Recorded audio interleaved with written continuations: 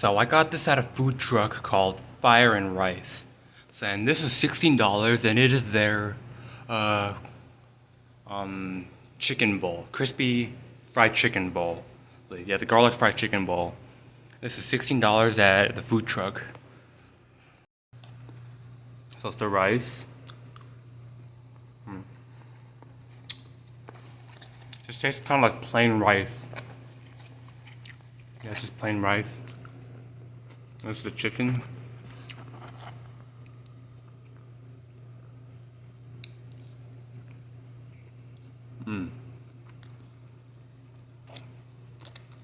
Really good.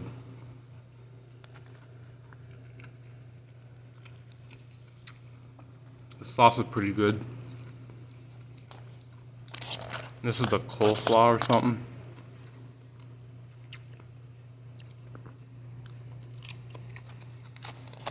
Oh, very sour. Very sour.